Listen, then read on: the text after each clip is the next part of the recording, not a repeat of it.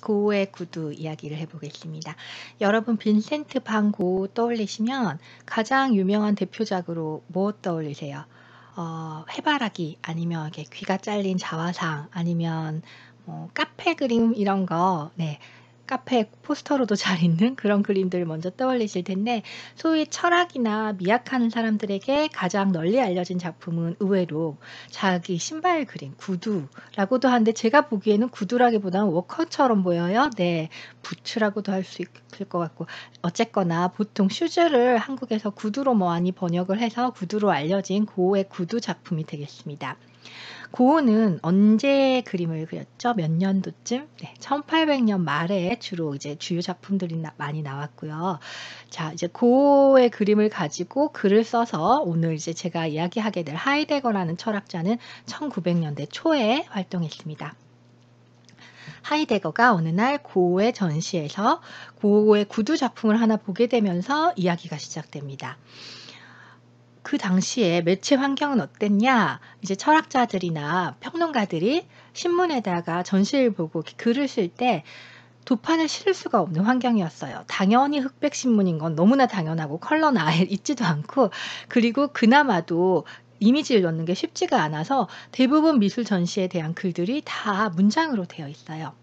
우리는 지금은 저만 하더라도 전시장 가가지고 빨리 전시 보고 집에 가야겠다 싶을 때 이 작품이 좀 좋은데도 불구하고 거기에 집중을 못하고 그냥 나중에 생각해야겠다 하고 핸드폰으로 사진 탁 찍고 지나가 버리는 일이 흔히 있죠.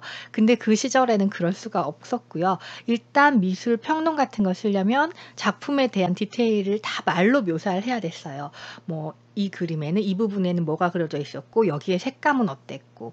근데 그렇게 문장으로 작업에 대해서 이야기를 하다 보면은 그 말을 하고 있는 사람이 이 작업을 볼 때 어디서부터 보기 시작했나 시선도 다 느낄 수 있고 가치관 또 뭘 많이 보는지 다 알 수 있거든요. 그래서 제가 1주차 과제로 여러분들한테 그냥 좋아하는 작가나 즐겁게 봤던 전시가 있으면 아무거나 쓰세요 라고 했을 때 많은 분들이 써주셨는데 이런 묘사를 한 사람은 거의 없어요. 왜냐하면 요즘은 다들 검색하면 저도 순식간에 찾을 수 있기 때문에 작가 이름과 작품 제목 정도만 쓰고 그냥 넘어가는 경우가 많았는데, 그 작업에 대해서 굳이 사진 보면 다 아는 내용이지만 내가 그걸 이렇게 글로 써보면은 생각보다 많은 발전이 있습니다. 못 봤던 게 보이기도 하고 좀 더 시간을 들여서 생각하게 되고, 그래서 한번 추천을 드리는 방법입니다. 해보세요. 해보셔서 자기가 느껴봐야만 이게 필요하구나 라고 진짜 알 수 있으니까. 네. 하이데거도 어쨌거나 고흐의 구두에 대해서 막 써나갑니다. 제가 고흐의 구두에 대해서 하이데거가 쓴 글을 직접 한번 번역본에서 읽어보도록 하겠습니다. 달아빠진 구두 내부의 어둠 속에서 노동자의 고단한 발걸음이 밖을 응시하고 있다. 딱딱하고 울퉁불퉁한 구두 안에는 황량한 바람이 휩쓸고 지나간 한없이 멀고 한없이 단조로운 밭고랑을 수도 없이 밟고 지나갈 그녀의 강인한 발걸음이 응축되어 있다. 그녀라는 단어가 나왔어요. 지금 하이데거는 이 신발의 주인을 여자로 생각하고 있네요. 가죽 위에는 흙의 축축함과 비옥함이 누워있다. 구두창 밑에는 땅거미 질 무렵의 들판길의 고독이 납작하게 눌려져 있다. 구두 안에서는 대지의 말없는 부름, 익어가는 곡식의 조용한 선물, 바람 부는 텅 빈 밭의 황량함이 보여주는 알 수 없는 자기 거부 등이 가늘게 떨리고 있다. 너무 문학적이라서 사실 당시 분위기에는 맞겠지만 지금 읽으면은 좀 과하다. 그런 느낌도 있을 거예요. 이 제품에는 빵의 확실성에 대한 불평 없는 걱정, 또 한 번의 공궁을 이겼다는 말 없는 기쁨, 임박한 출산 앞에서의 불안감, 다가오는 죽음의 위협 앞에서의 떨림이 스며들어 있다. 이 제품은 대지에 속해 있고 농부 아내의 세계 속에서 보호받고 있다. 일단 이 글 보면은 하이데거는 이 구두의 주인공을 농부의 아내라고 설정을 했습니다. 밭고랑이란 단어도 되게 많이 나왔고요. 그래서 이 거칠고 낡아빠진 구두를 신고 자꾸 밭에 가서 농사를 짓는 그 구두 주인을 생각하면서 이 한 장의 그림이 그냥 구두를 그리고 있지만 대지의 기운, 농부의 그 투박한 마음 이런 걸 담고 있다라고 보고 있는 거예요. 사실 고흐는 이 그림 전에 다른 그림들에서 감자 먹는 사람들이나 이런 걸 통해서 그런 시골의 가난한 사람들을 관심을 가지고 애정 있게 그려낸 경험도 많기 때문에 하이데거의 이러한 설명이 크게 맥락에서 벗어난 것 같지 않습니다. 제 보기에 그래요. 그래서 충분히 고흐의 구두를 보면서 이걸 대지의 기운 또는 농부 안악의 투박하지만 강인한 자연적인 그런 힘 이런 걸 얘기하는 게 상당히 설득력 있게 다가오지요. 그래서 이 글을 읽었던 사람들은 다들 고흐의 구두를 하이데거의 명문장과 함께 같이 연결해서 기억을 하면서 고흐의 다른 광기의 작품들도 있겠지만 고흐가 농민과 대지를 사랑하는 마음을 담은 이 그림이야말로 고흐의 최고 작품일 수도 있지 않나 뭐 이렇게까지 생각할 수 있었을 겁니다. 문제는 고흐의 구두에 대한 글이 여기서 끊기지 않는다는 거예요. 이후에 미술사학자 샤피로라는 사람이 등장해요. 근데 일반 철학자와 달리 미술사학자는 뭘 하는 사람이냐? 좀 더 미술의 역사에 대해서 팩트 위주로 더 객관적인 증거 자료들을 가지고 접근하려는 그런 느낌이 당연히 있겠죠. 그래서 샤피로는 고흐의 전기 전체를 찾아보고 이 화가가 살았던 인생을 추적하고 이런 과정에서 어느 날 고흐의 일기나 편지 등의 기록물에서 구두에 대한 언급을 발견하게 됩니다. 그러고 보니까 이 구두는 사실 농부 안악이랑은 아무 상관이 없고요.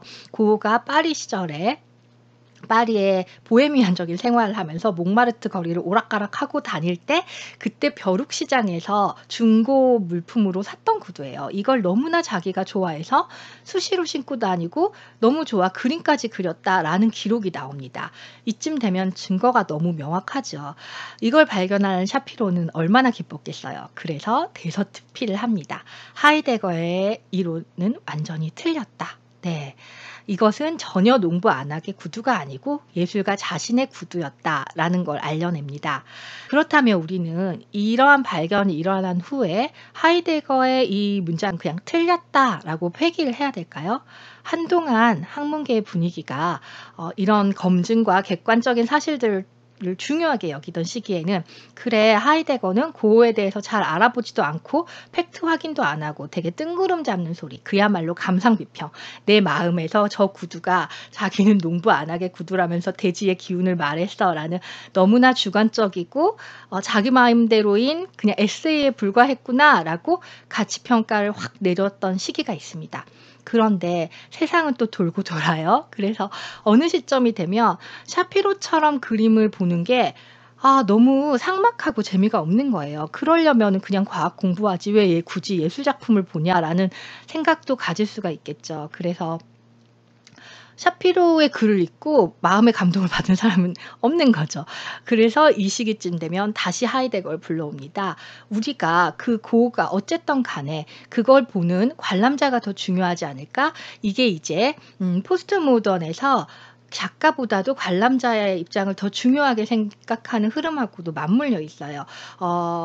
우리가 동시대를 언제로 보느냐라는 얘기에서 68혁명 이야기도 좀 했지만 60년대를 지나오면서 철학이나 문학 쪽에서도 예전에는 작가의 의도가 진짜 중요했어요. 작가가 나는 이런 이유로 작품을 쓰지 않았어 하면은 그냥 그 말 들어줘야 되는 거였다면 이 이후에는 작가가 어떤 의도로 어떻게 했건 그걸 관람자가 수용하면서 얼마든지 다른 해석을 할 수 있잖아. 네, 이런 세상이 열리고 보니까 샤피로보다 하이데거의 의견이 훨씬 더 훌륭할 수도 있다라는 식으로 생각하게 된 거죠. 팩트를 확인하는 게 뭐가 그렇게 중요해. 네.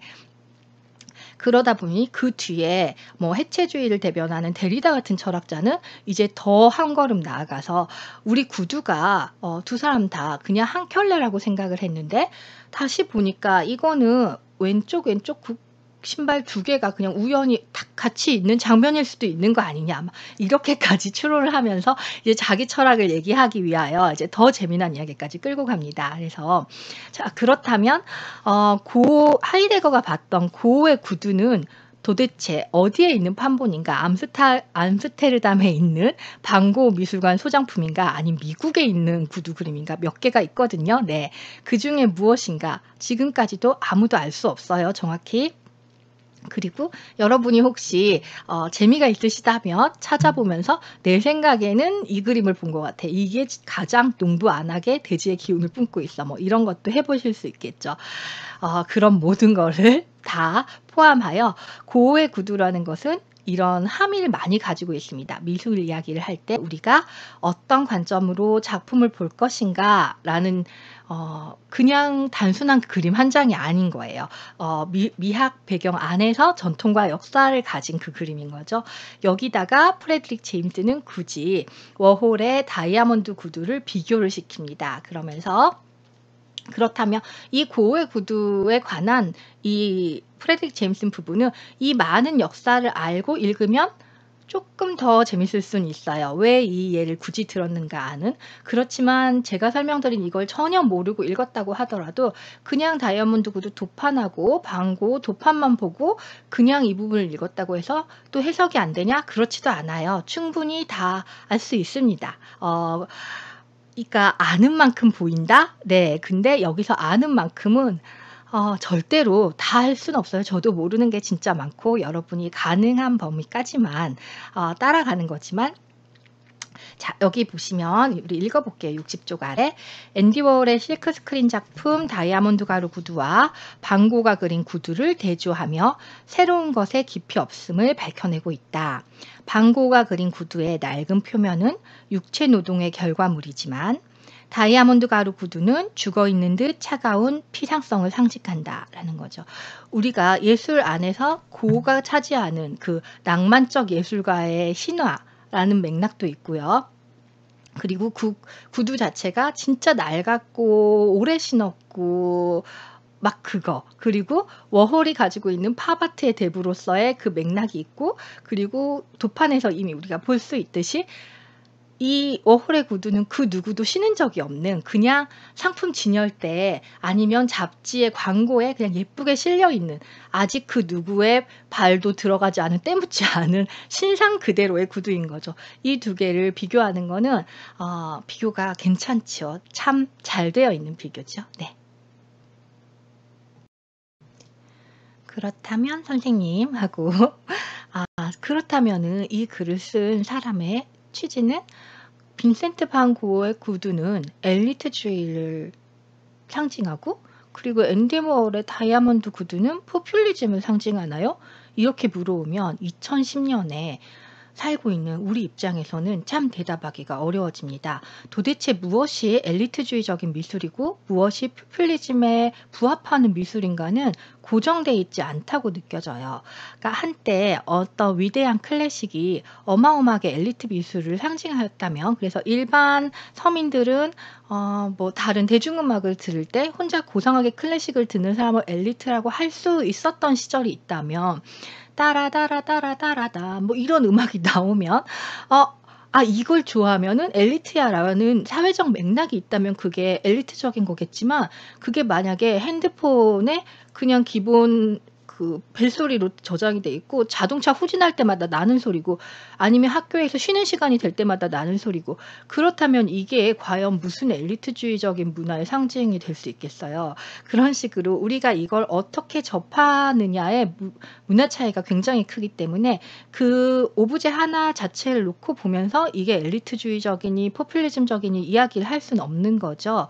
그래서 우리가 만나서 토론해 볼 필요가 있는 겁니다. 오늘 우리에게는 과연 어떤 오브제가 엘리트주의적으로 느껴지고 어떤 오브제는 더 포퓰리즘적으로 느껴지느냐에 대해서 제가 많은 예를 들어놓지 않았기 때문에 첫 주차로 돌아가서 김범의 교육된 사물들이라는 그 개념미술 작업과 정현두의 상록 아파트를 얘기했었잖아요. 만약에 둘을 놓고 보면 이건 진짜 상대적인 거예요. 흑백 논리는 절대 아니고 무 자르듯이 잘리는 게 아니고 상대적으로 봤을 때 어떤 게 조금 더 포퓰리즘적이고 대중적이냐라고 이야기한다면 저 같으면 정현두를 뽑겠습니다. 네. 그렇다고 뭐 김범 작가 작업이 완전 엘리트적이냐? 그건 또 그렇지만서도 우리가 어느 정도 흐름 안에서 상대적 비교는 할 수 있잖아요. 그래서 여러분과 그런 거를 정말 해보고 싶은데 할 수가 없네요. 네. 나중에 만날 거니까 그때 합시다. 그래서 이 글을 이제 쭉 읽어보면은 그럼 엘리트적인 거랑 포퓰리즘적인 게 이렇게 시기에 따라서 상대적으로 막 변하는 거고, 그렇다면은 도대체 포퓰리즘을 어떻게 정의할까? 그리고 만약에 포퓰리즘적인 게 문제가 있다 치면 도대체 뭐가 문제인가에 대한 이야기가 63쪽에 나와 있어요. 63쪽 두 번째 문단 한번 볼게요. 네. 포퓰리즘에 대한 전시 카탈로그에서 인용을 하고 있습니다. 이 포퓰리즘이 워낙 중요한 주제이기 때문에 전시가 있었던 거죠. 거기 따르면 포퓰리즘은 흔히 고용 불안이나 종교 갈등과 같은 세계화의 결과에 대해 일반 대중에게 호소하는 척하며 복잡성을 거부한다 라고 얘기가 나와 있는데, 저는 이 부분이 크게 와닿았었어요. 네. 뭔가 어려운 걸 가르치려고 할 때 저는 한동안은 저의 신념이 어려운 걸 쉽게 가르칠 수 있어야 좋은 선생님이다 였어요. 그래서 사람이 실력이 좋으면 아무리 어려운 것도 쉽게 가르칠 수 있다라고 생각을 했고, 그게 제 장점이라고 생각한 적도 있었는데, 그러나 쉽게 가르치는 거, 쉽게 말하는 거에도 한계가 있는 거예요. 진짜 어려운 걸 너무 쉬운 수준까지 이렇게 끌어내려 버리면 내용 자체가 본질적으로 변질돼 버리고 마는 거. 네, 그렇게 됐을 때가 이제 포퓰리즘이다라고 말할 수 있는 수준까지 내려온 게 아닌가. 그래서 어떤 건 진짜 어려워서 어렵게 말할 수밖에 없는 것도 있는 것 같아요. 그거를 쉽게 풀어버리면 더 이상 그게 아니게 되는, 무슨 얘기인지 아시겠어요? 저도 말하면서 참 이게 전달이 될까 어렵네요. 하지만 의외로 여러분들이 쉽게 그런 거 있어요라고 동의해 주시기를 바랍니다. 기대는 해 봅니다, 한번. 왜냐하면 그런 경험이 있을 것 같거든요.